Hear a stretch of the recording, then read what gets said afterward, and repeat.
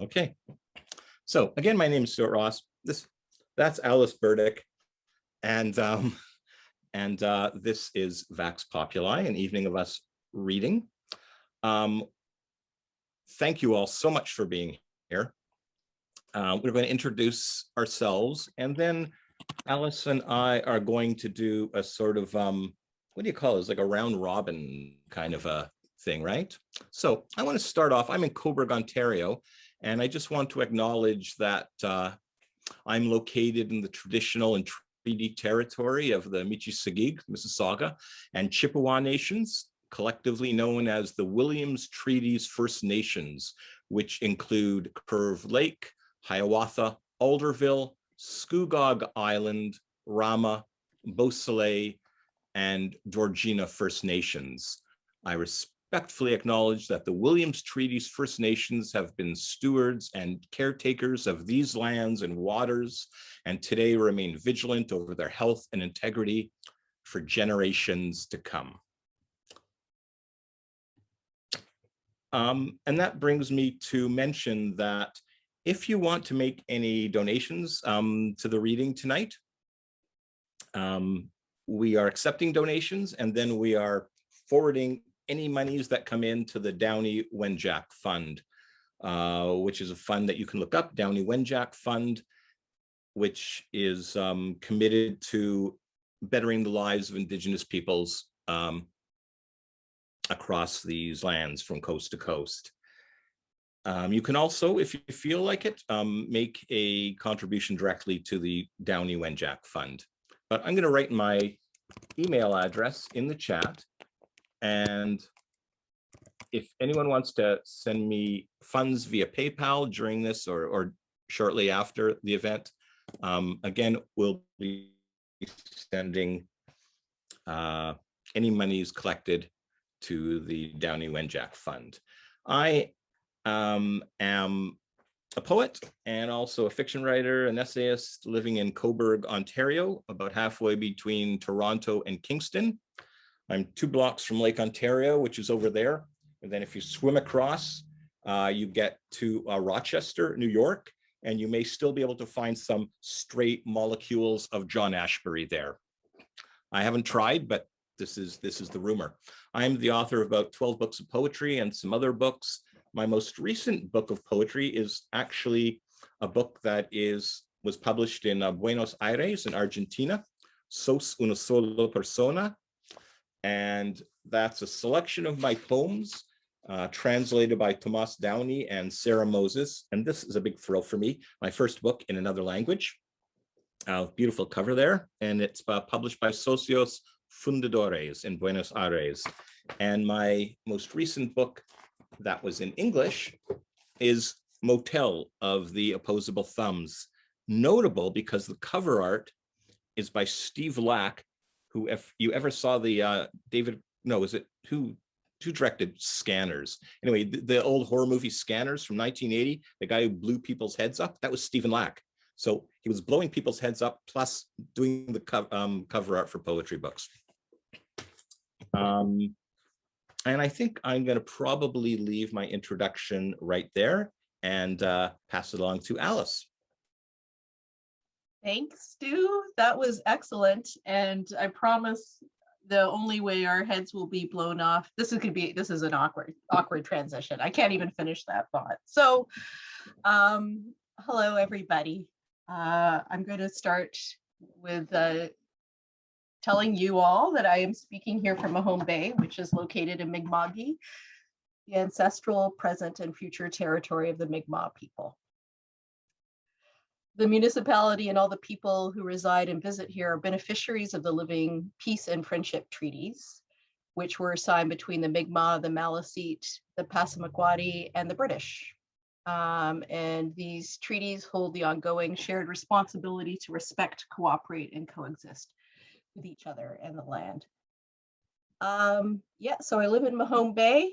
I'm a poet and recently a cookbook author, which is great. I like to cook, I like to bake, I like to make poems.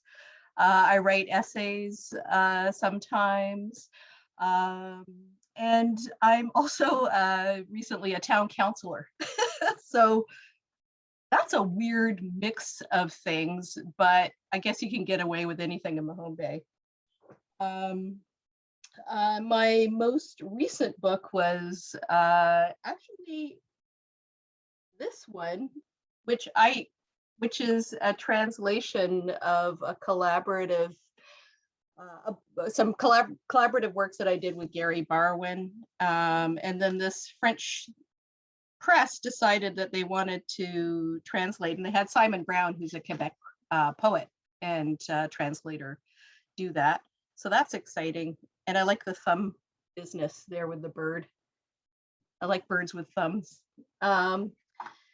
Yeah, and what else to say? I don't know. I grew up in Toronto, and that's where I met Stuart actually many years ago, when I was still in high school, and he was a visiting poet. Yeah, and he's also my editor and long-term mentor and friend, and this is really exciting. And I just want to say I'm really excited to see everybody's little faces. I don't think they're that small in real life, though. So it's a real pleasure to read with you. Alice and I haven't actually read together that often, and it's so great to read with someone who claims that I've mentored them, but is actually a better writer than me. So that's pretty interesting. But I'm thrilled to be reading with Alice, and it's been great being your friend for so long, and your editor for several books too, which is really nice. yeah. I wanted to mention, because Lillian asked for a link for the Spanish book, and perhaps people are wondering about a link for the French book.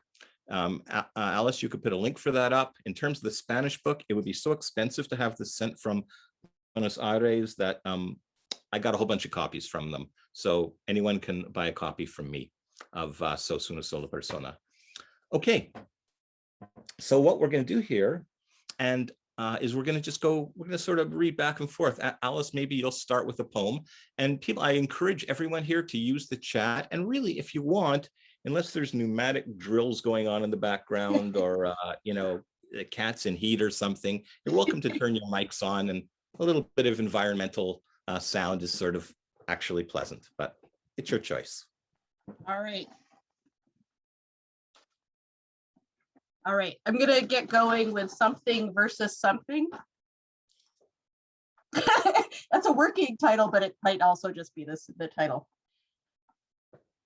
Cinematic smoke from orange flames, slowed down ambient hollers. Wolf feed to earbuds, the burnt offering lures a smoke alarm. The good news is we found the ship sunk deep in a very lush rainforest. The lighting is poor for a lab. Illuminated chrysalis, a disco containment grid. Mama whispers to Mothra, "You're so cool looking, pretty and blue. So bioacoustic, so mandala, so touchscreen. The villains have arrived and wish to wrestle. Thus we'll determine our favorite monster. Identify the frequency, benevolent and concerned. You are cleared to descend into the natural order. There's a decoy to lure horror away from the family. Disguise me and sneak me into the facility. Big heartbeat on the speakers. Board me on your territorial boat tour. When you crash a bad news party, look sharp, dress well, and pitch it high. You are elevated to descend and be very intimate with the guests. I smell wood. It smells good, especially in crisis, the cumulative crisis, the elaborate funeral. I am not an expert in wisdom, in fact, by nature, the smaller person. If you observe Godzilla versus everything, you will see that everything is not achievable. It is fair to be angry. It creates culture.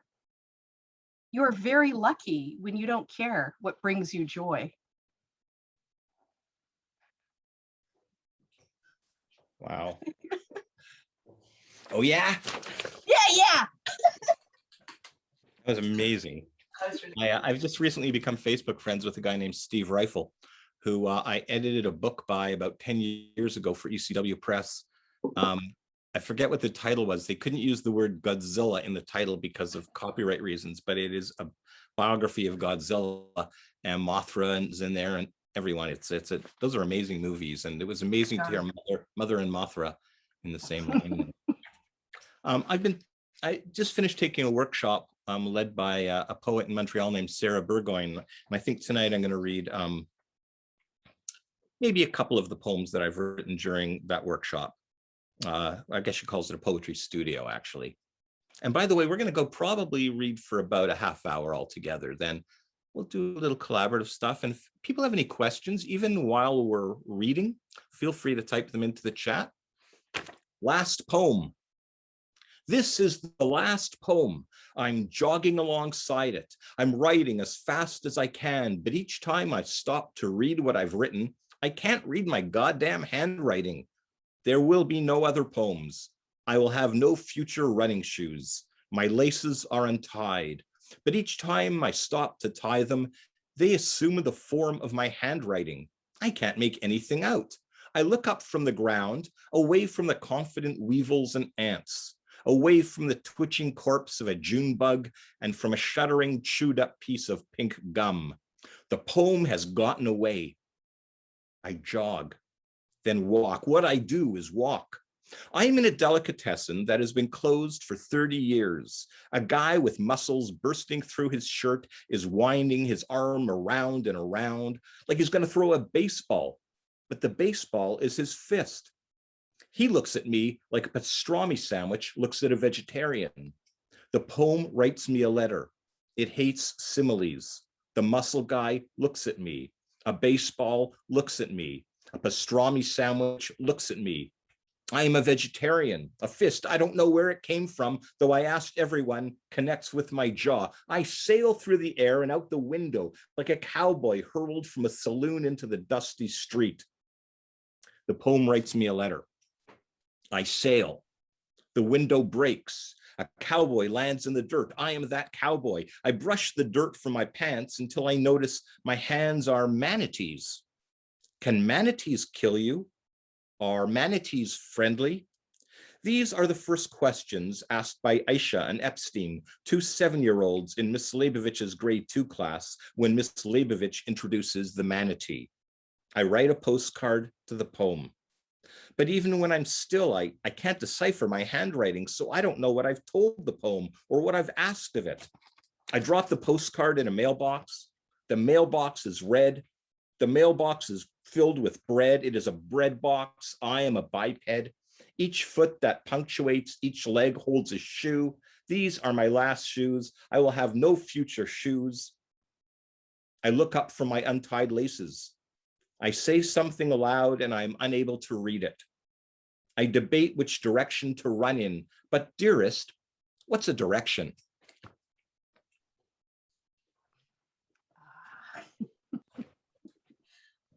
I don't know what a direction is. That was great, Stu. So that's like a brand new poem. Brand new, spanking new poem. I like that. I have a few here that don't have titles, which is normal, I guess. But I guess I seem to be kind of dark a lot of the time. That's okay. All right.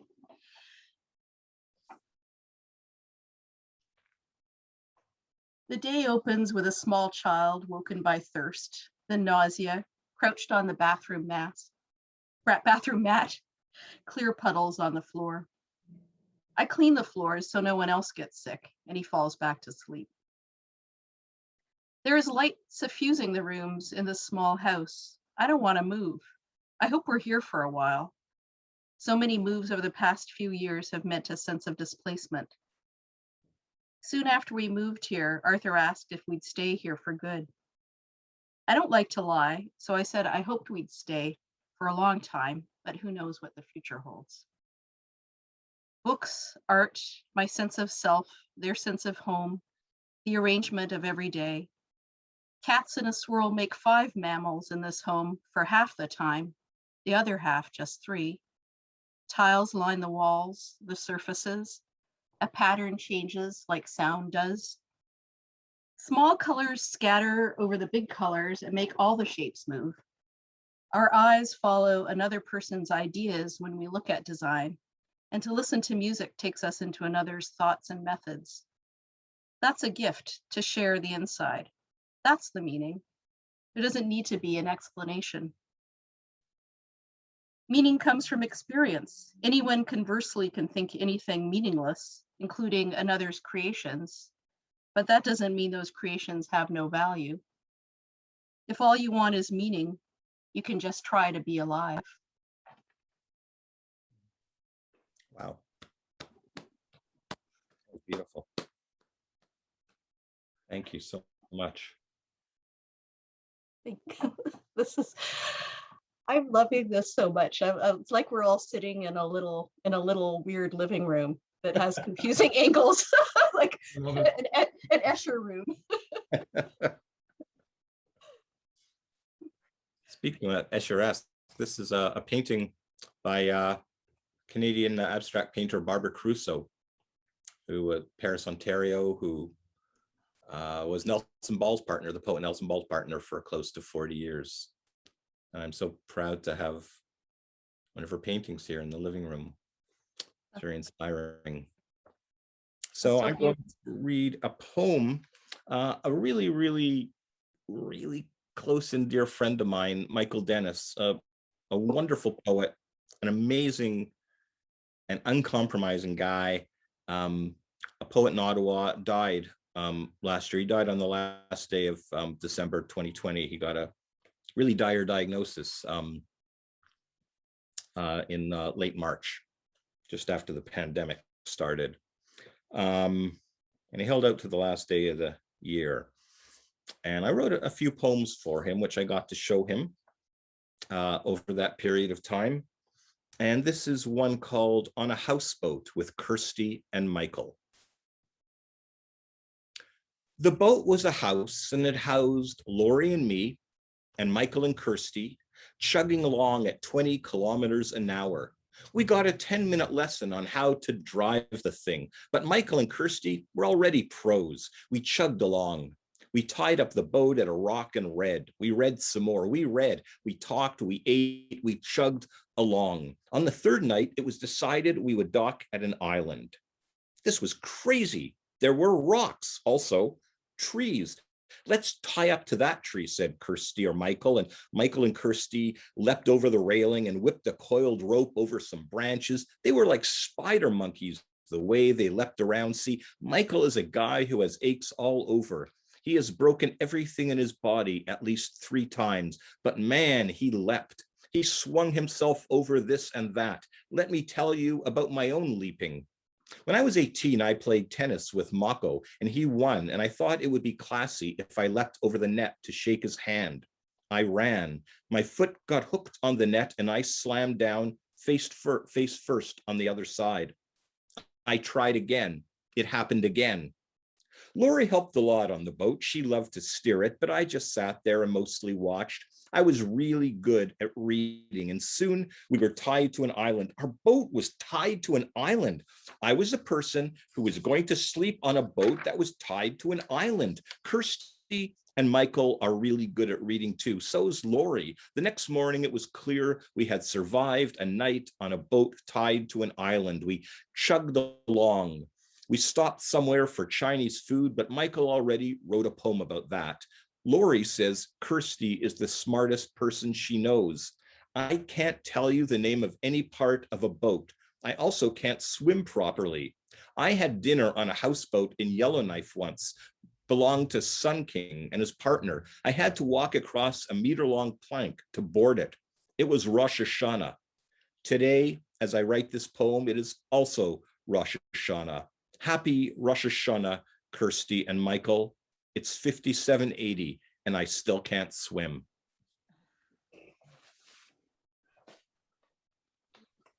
He was such a presence in your life, like constantly, right? You all were very close. Yeah. An amazing, amazing, amazing guy, amazing poet. Should get his book of new and selected poems, Bad Engine, from Anvil Press. Came out just a couple of years ago, 3 years ago, maybe. Highly recommend it. Sweet man.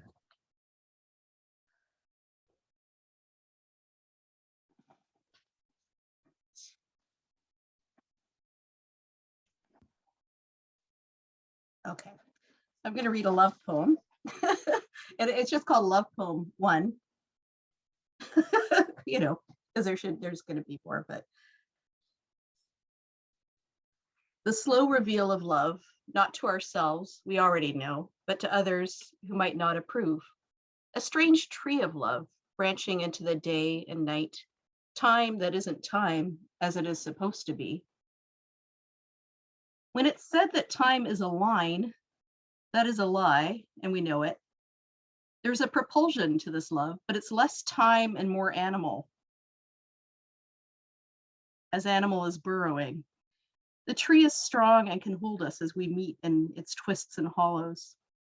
Knock once and slide far along the side of the yellow building. Come in and slide your hand down and into me as I have been wet for hours thinking of our meeting.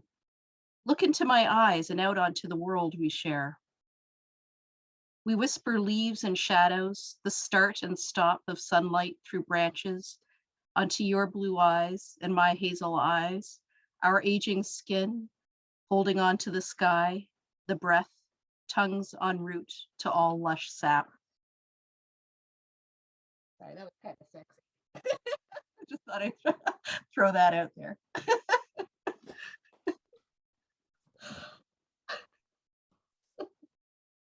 Sorry to embarrass any family members. Sorry about that.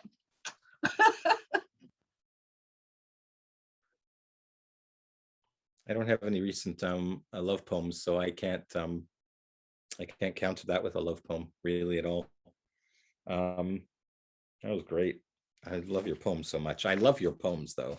I'm in love with Alice Burdick's poems. So my name is Ross, but my dad's name was originally Rozovsky, as was the name of Max Rozovsky, my grandfather, who came from Russia around 1919. And I started publishing and then realized, like 4 or 5 books in, I should have been signing all my books Stuart Rozovsky or Pods Rozovsky or Zalman Rozovsky, my Hebrew name, or something. But instead I'm Stuart Ross. I've got 24 Facebook friends named Stuart Ross, one of whom is a writer in Chicago. We're collaborating on a book, by the way. Anyway, around 2000, I decided to introduce a character in my poems named Rozovsky. And so that was a way of getting the name Rozovsky on the cover of my books. And I think I've written about 15 Rozovsky poems. And I've got the 2 most recent here. I think I'm going to read this one.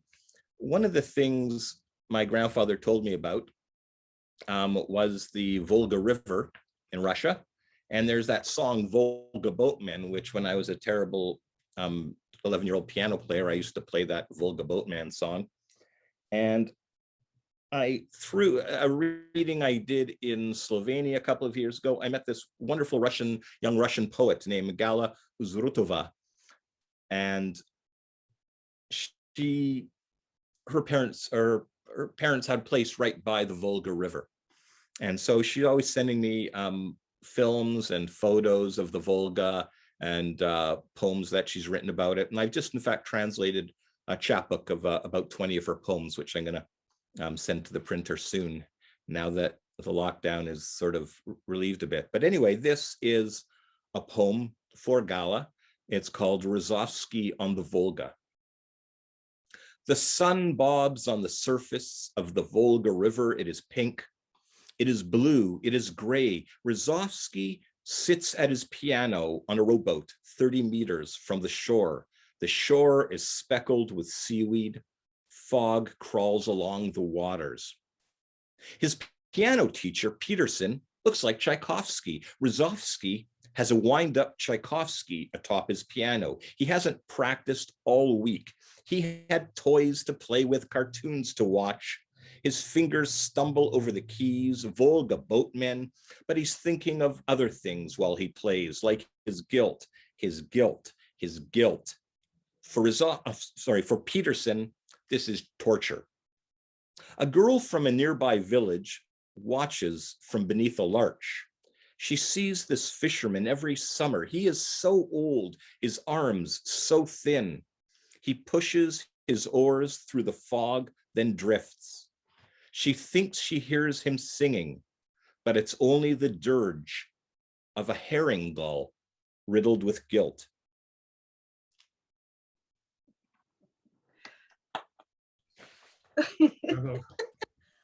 I love the continuing Rozovsky poems, Stuart. I'll tell you, I'm actually working on a whole book of them.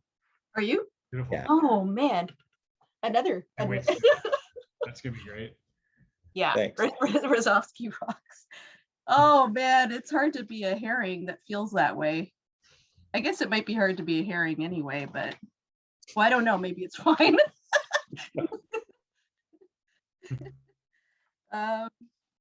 Okay. This is called Onion Rings. In the night of our dreams, there is a circle of fire.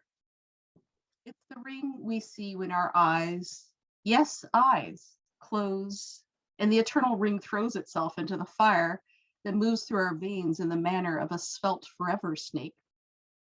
A grass fire makes eyelids into crisp, delicate petals. Fall, fall, drift and fall, settle in a blanket of vision in the invisible forever night. In the night of our dreams, there is a nightlight in the shape of a hot dog. It glows especially on the mustard squiggle, a shapely snake of light, yes, light, on the fading pink wiener. We turn over in the same direction and both roll off the bed of onion rings. There is salt on the air and in the fire. There is salt on our seeping snake wounds. There's the way to communication, a bitten ring of snake words, coiled in a massive heap in our fiery eyes. This calls for a big drink of anti-venom, which after all is venom, the forced milk of the forever snake. Well, it's an animal like the herring. I'm just trying to, Wow. you know, Love it. Love it. tie it all together here. Surrealist taxonomy. Love it. I love this voice from the balcony. It's awesome. Wow. A mustard squiggle would be a great name for your next book. Yeah, but also, wouldn't it be amazing to have a nightlight that looks like an illuminated hot dog with condiments on it? You know, Maybe. that Maybe not that so poem much. had so much absurdist imagery, and yet it was such a beautiful, sort of profound kind of poem. That's what your poetry does so often. That was amazing. Here's another one that I wrote in Sarah's studio. This is actually the very last poem that I wrote. It's called My Ideas, My Floor, My Mother. I drink only a small coffee in the morning. That was my only routine, according to the profile of me that appeared in Compound Blister. The pendulous brain of my dream world would knock the empty espresso cup off the table. Upon the espresso cup is a photograph of my mother's face, located within a light bulb, underneath which a manufacturer has installed the words, "You light up my life," in a pink script. I busy myself. In my head, I visit my mother's grave. In the distance, a black squirrel leaps like a cartoon ball, bouncing along the lyrics of "Don't sit under the apple tree with anyone else but me." There are not enough hours in the day, not enough days in the week, not enough staples in the centerfold. We do not always proclaim loudly the most important thing we have to say. That's what Walter Benjamin told me. I told him that I watched 7 YouTube videos to determine how to pronounce his name, and they were all different. I pick up the espresso cup and place it in the sink. My mother descends into the soapy water, her idea intact. When the reporter calls, I tell her my brain is located in my head, which is located in my kitchen. She asks me where I get my ideas. She asks me what project I'm working on right now. She asks me if I like Formula One racing or if I like Louis Buñuel movies. Then she holds up a hand, palm facing me, dirty fingernails facing her. Forgive me, she says. I approached too many questions. It is true that to ask is to approach, to become nearer, even to loom. I tell her I have a story to tell her. All of her becomes ears and she articulates the transformation. I was tired, I said. I hadn't slept in 4 days. My vision was blurry and I was remembering things that hadn't happened to me. I climbed into my car, which was a bright red Dodge housefly. I drove through the thick stench of night, flashes of light licking at my windshield. The manual for my car crouched in the glove compartment alongside 6 dead AA batteries and a small card on which was printed the mourner's prayers in Hebrew. A filament irritated my car's tires.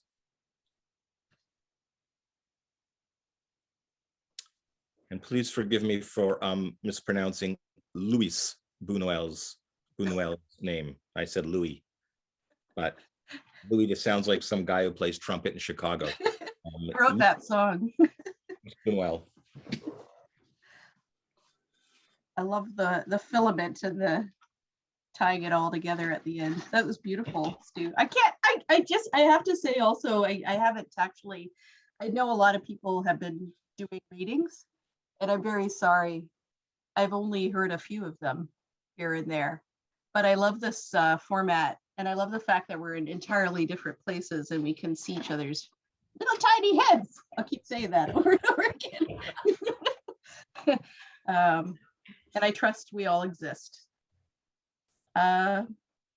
Should we called what? Should we do one more round and then do a little collaborating? Yes. Yeah, that would be great. Okay, yeah.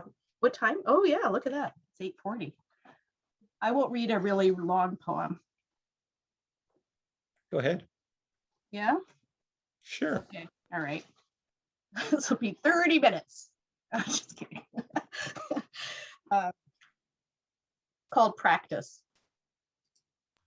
In the closeness, in the distance, there's drought and fire as trees are taken without notice.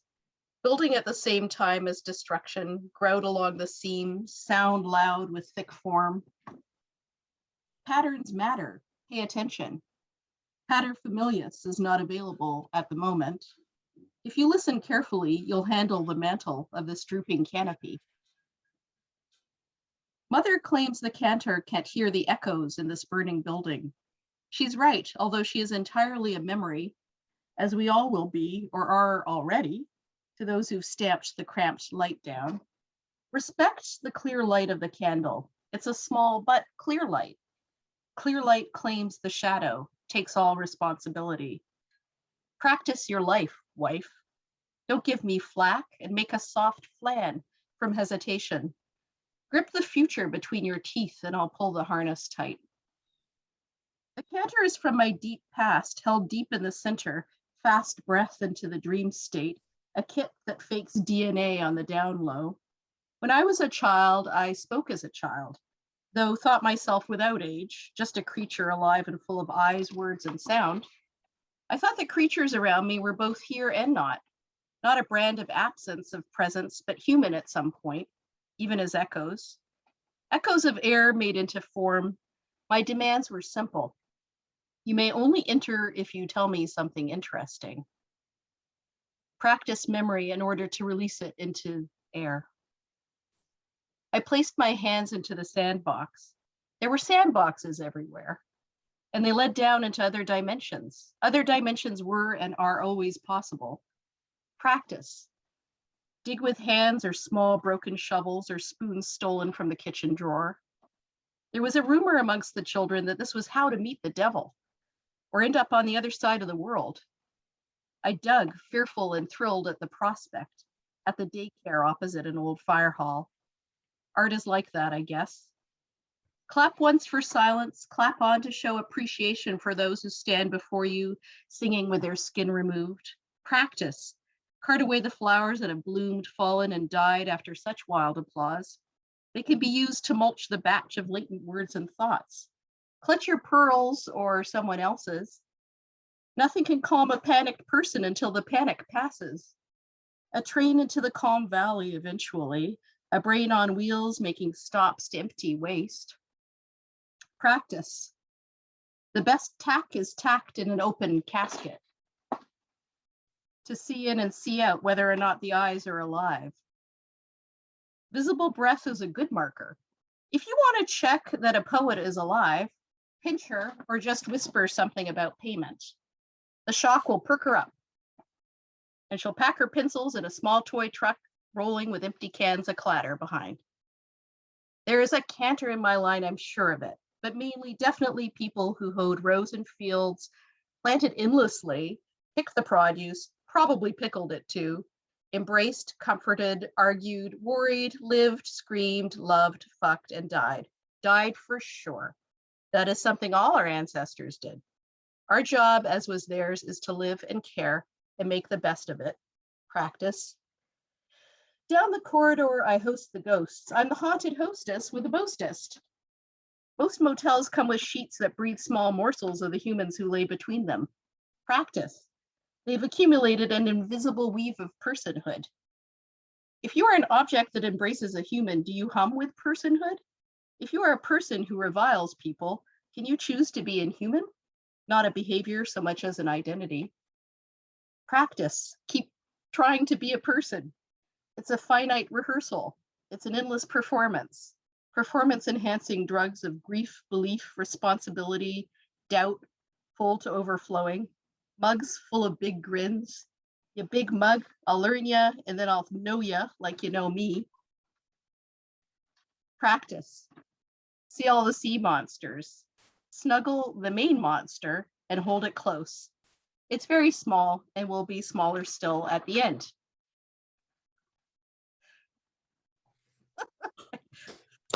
Wow.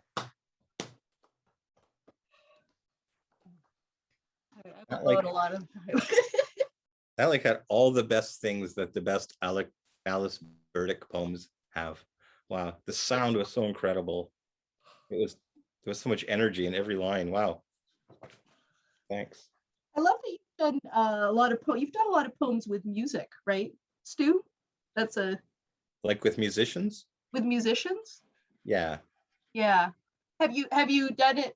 Oh, I guess I'll let you read a poem. Can we talk right now? Is that You can okay? talk. Yeah, you can talk. Yeah. I was just wondering if you'd written if you'd written poems for the express purpose of doing it with music, or if it just sort of happened along the way, like in a collaboration. No, almost all my experiences of working with musicians were either like if I'm with a noise band, like with Donkey Lopez, where it's improvised stuff, sometimes from text and sometimes just clicking pens or making, shaking glasses of ice cubes and screeching and growling. But the rest, like working with jazz band and a country band once. I even met Trevor Strong of the Arrogant Worms. In fact, we were both doing a fundraiser for the Toronto Humane Society at a bar in Toronto. And I was doing this short story about a cow, and he brought out his guitar and started doing, twangy cow stumbling along music. But most of the stuff I've done has been, I just read. Yeah. And musicians who are, I don't know how musicians do it. They're astounding to me. They're magicians. Yeah. And they would just start doing the thing, and then I'd be listening to them and probably adapting my reading a bit to them. But I've never written specifically to be accompanied by musicians. The musicians do all the hard lifting. Yeah. Yeah. Magicians, says Claire Majors, a very famous poet and painter and musician herself, and a magician from Armstrong, BC. I'll just read my last poem here. And we're going to do a little bit of collaborative stuff. And musician. Oh, it's pronounced musician. Or in my case, Jew mission. Yeah. Anyway, okay, so here's a poem. Here's my last poem. And then we're gonna do a little bit of collaboration. You're gonna be involved in the second collaboration we do tonight. You who are across the top or maybe down the side of the screen, if you want. Poem. I see a light at the end of the tunnel, and beyond that, a tunnel.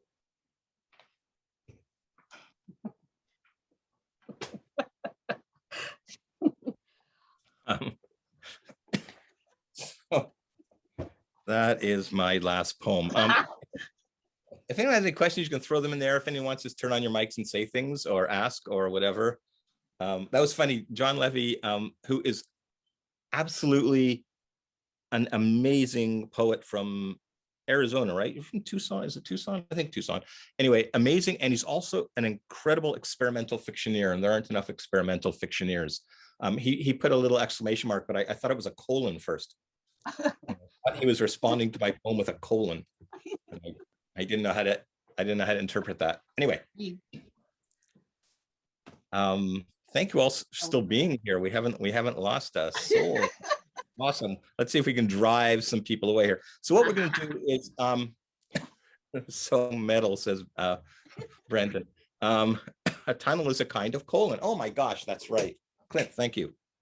Clint's got a new book of micro fictions out talking about experimental fiction writers from Anvil Press this season or any day now. I think it's going to be amazing. That's why I typed a colon, says John. John was also a very close friend by email with Michael Dennis, and wrote a very beautiful, actually entire chapbook of poems for Michael, which Michael got to see this past fall. Amazing stuff.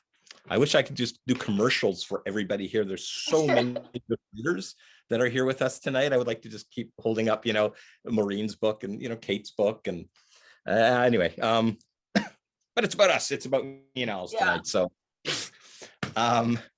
so we're going to do a collaborative poem. And what we're going to do is I'm going to bring up a Word document that's blank. And Alice and I are going to trade it one word at a time. And maybe, I don't know, Alice can either say her word or she can privately type it to me in the chat. I don't know what you can do. I'll say it. You're going to say it? Okay, that'll be easier. Yeah. Really. Yeah. And I'll just write it, and I'll curate the line breaks and stanza breaks and positioning and stuff. And the colons, make sure the colons are and the colons and the tunnels, and we'll just go for a few minutes, and then anyone can declare, either of us can declare the poem done, and then we'll do one more larger group collaboration. Yes. So is the document up? Mm-hmm. Okay. I'm gonna do the first word. That's okay. Yes.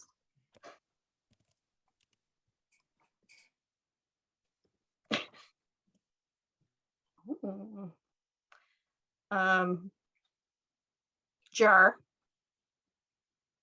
What's that? Jar.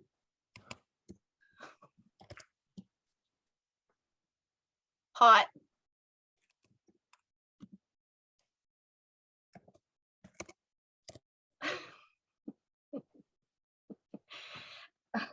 Rings.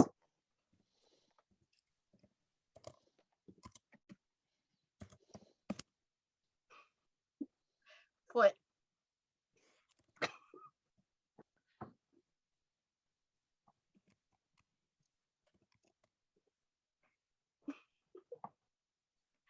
Over.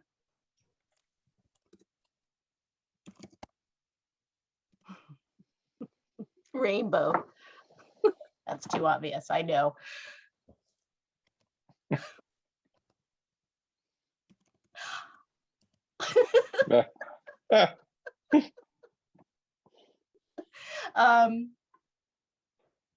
Grease.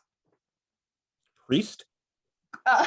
Oh, I was saying grease, but it could be grease or priest. They're interchangeable, whichever you're, whatever you feel comfortable writing down. Okay, your turn.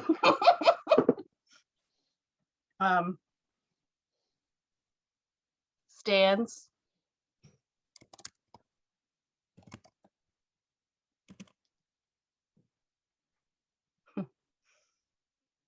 Breaking.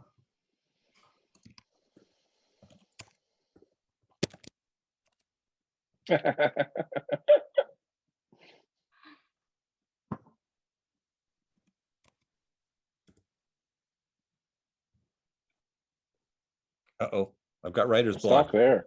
I'll get Stop past it. there. No. That's what, yeah. Stop there.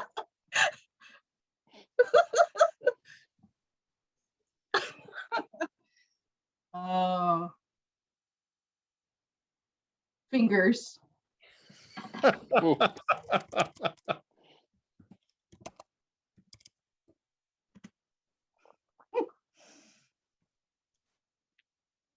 Into.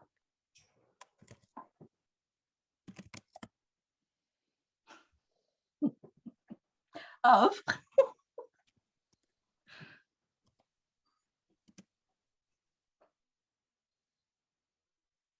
Obituaries.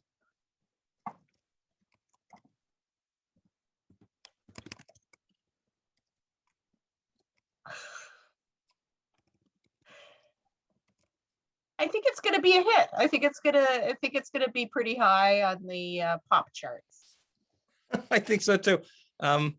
Maybe we can have a volunteer from the Yeah. audience to read it. I see Clint has his mic off. I'm on. So why don't you read this poem for us, Clint? All right. Crackling jar of hot phlegm rings my foot apparatus over the rainbow trout. Grease priest stands alone, raking 50 fingers, twiddling into vats of joyous obituaries. Thank you. That is Thanks, Clint. awesome. Thank you, Clint. Wow. Okay.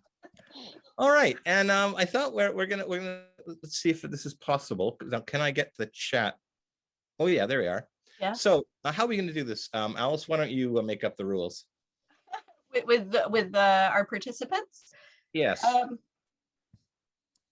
Yeah, I think maybe for this one, everybody put like a couple of words in there. And then maybe what we can do, Stuart. Oh yeah, you're writing. I'm not writing. Why don't you dictate to me in whatever order you want to put them up? Okay. Yeah, so if you all just want to start, is that your start, Nilangana? Much fun? No, that was my comment. Okay. But sure, yeah, let's start with that. Shall we start with much fun? Okay.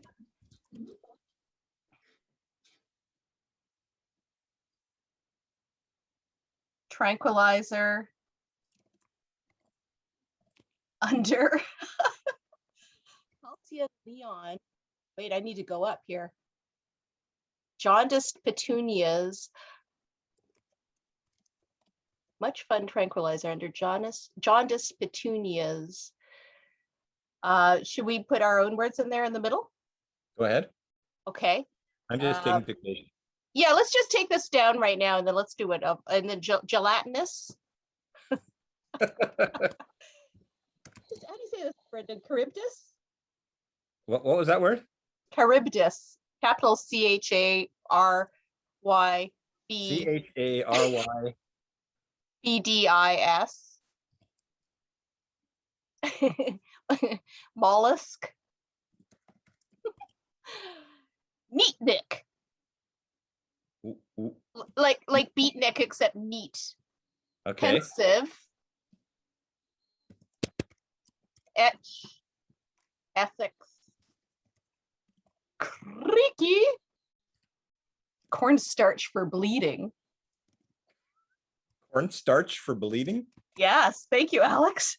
Ankle deep. Sorry? Ankle deep. With a hyphen in between the ankle and the deep. Yeah. Whispers.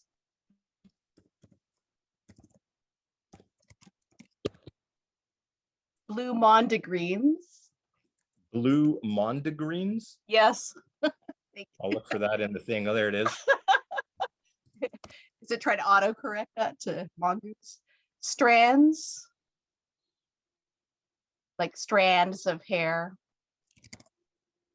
Crouch.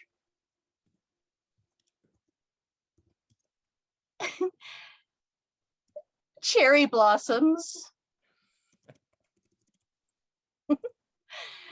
Doing the franc. Is that a dance? A capital R-O, F? Let's do the It's not franc. capitalized, but you know, that's I'm fo- gonna be a copy editor. I'm capitalizing it. Yeah. you're gonna do it. Foley shards. This is great. Lollygagging. That's the best. That makes any poem good. That word. Focus groups. Lollygagging focus group. Lovelorn. Apocalyptic dogs. Oh my God, there's so many. I love this. Encircle. Like one word, encircle. Like Oh, I'm sorry. Oh, Yeah. apocalyptic dog. Oh, lovelorn apocalyptic dogs encircle. Muffler. Of course. I think what the franc with a question mark might be a comment, but I think maybe we can put it in there, whatever we want. What is it? Steve is what the franc? and McLeod is saying what the franc. Steve is suggesting that this be called Gelatinous Whispers.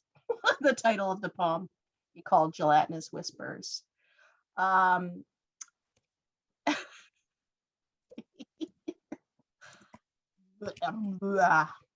That's All right. that's true. Crept decrepit. Crept, decrepit, Yeah. like this. Yeah. Wow, interesting. Fiddler crabs. Apoplectic. Excuse me. I'm going to just do We need some. to stop. No, I'm going to do some enjambment. There we Yes, go. I think that's a good idea. Okay, yeah. Fiddler crabs, yeah. Apoplectic. Apoplectic.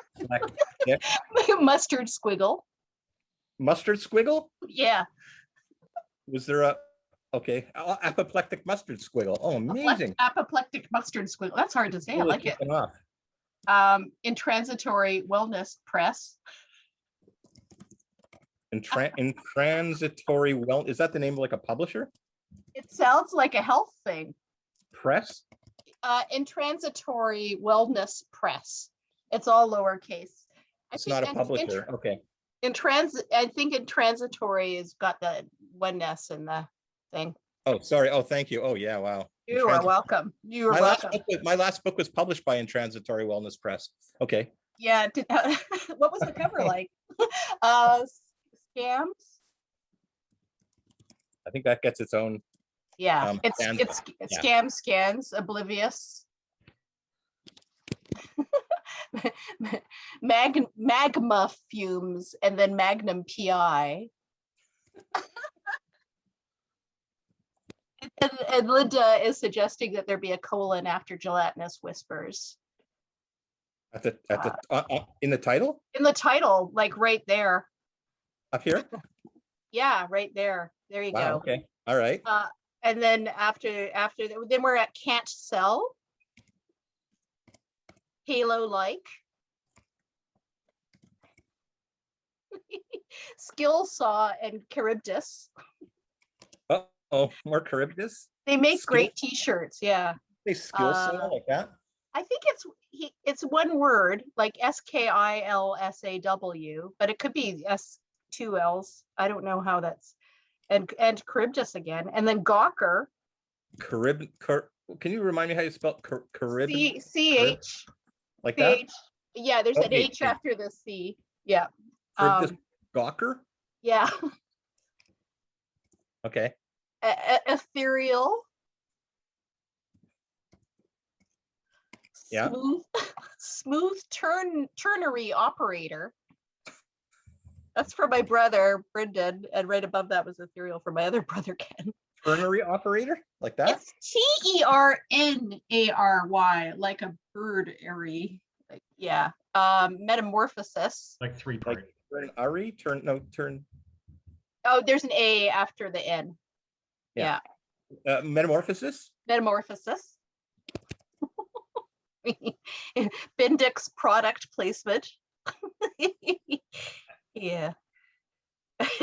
Sorry, was that a comment? Oh, that's a thing. Yeah. Metamorphosis. Okay, let's get another- Metamorphosis.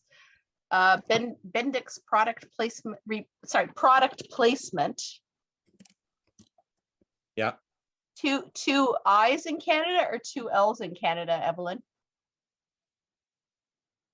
No, I guess it's L's because it's lowercase. So two L's with a, yeah. There are two in Canada, in fact. Yeah. Yeah, for sure. Campo and Incanata. Oh. Okay, Bendix makes the skill saw. So anyway, schmucking around. And there we go. I think we're gonna end it there. Schmucking around is a good. Okay. Yeah, there's tissuey as the last line. And let's just go. Let's just stick tissuing. Yeah, tissuey scams. Whoops. I hope you don't mind my placing that up there. I just tissue scams. Wow, that is. Woo! That could be. Fucking around. We're gonna split all the proceeds from this poem, Yeah. and buy a place in I don't know, in Ljubljana. Where who's Ljubljana? wait, what is Richard Dawkins recently said he didn't think Kafka's Metamorphosis was a good story. Wow. You know, Lori just read the trial. It's true. Lori just read the trial and she thought after about page 20 it was so tedious, but she felt she had to finish reading it. Kind of Louis- the idea. Louisville, says Steve Enright of Torpor Vigil Industries. Who is going to read this aloud? I think we should have a dramatic reading of it by Yeah. Jamie Forsyth, perhaps. Are you Yeah, game, Jamie? I can give it a try. Thank you. I wasn't expecting this, but No. all the best things are unexpected, I suppose. I'll Only email for- this to everybody. I'll email this poem to everyone afterwards. Only for you two. Aw. All right. Gelatinous whispers. Much fun tranquilizer under jaundiced petunias. Gelatinous charybdis. Mollusk meatnik. Pensive etch ethics. Creaky. Cornstarch for bleeding. Ankle deep whispers. Blue mondegreens strands. Crouch cherry blossoms doing the franc, foley shards. Lollygagging focus groups. Lovelorn apocalyptic dogs encircle muffler. What the franc? Crept decrepit fiddler. Crabs apoplectic mustard squiggle. Intransitory wellness press. Tissuey scams. Oblivious magna fumes. Magnum PI. Can't sell halo-like skill saw. Charybdis gawker. Ethereal smooth ternary operator. Metamorphosis. Bendix product placement. 2 L's in Canada, Campo in Canada. Schmucking around. Wow. Thank you, Jamie. Jamie is another one of my absolutely favorite poets. Yeah. Whose poems I wish I had written all of. That was great. Thank you, everybody. That is a wild collaborative poem. I'm going to unshare the screen. I will email it to everybody who was here tonight. That's a beaut. Stop share. I do want to remind people that if they feel like it, if they want to contribute something for being here tonight to us, we will not accept it, but we will send it along to the Downey Wenjack Fund, which is a fund dedicated to the betterment of the lives of Indigenous peoples across this land. And you can just go to Downey wenjackfund.ca and make your own contribution, or you can just send it to me via PayPal, and I will send a donation in bulk to the fund, which is named after Gord Downey and Cheney Wenjack, the Downey Wenjack Fund. So rozovsky@gmail.com. You can just send me some moolah via PayPal, and we'll contribute the entire amount. Lillian, thank you so much. I also wish I could hug everyone. This has been such a great evening. Alice, why don't you take us out? Well, I'm super happy to have seen everybody here, or even if I couldn't see your faces, to see your words when you were doing the poem together. That was really exciting and fun. And I do feel I've got members of my actual like DNA family here tonight, which is really wonderful. And also members of the poetry and poetry family here too. And it's really wonderful to see you all and to meet you if I haven't met you before. And Stuart, it's true. This is like maybe our second, right? Maybe our second or third reading together. We did one in Wolfville a few years ago. But it was surprising that we'd never done it before. Yeah. 35 years of friendship and only a couple of it's just so wonderful to read with you. Thanks. Yeah, thank you for your amazing poems. It's so exciting to hear really good poems.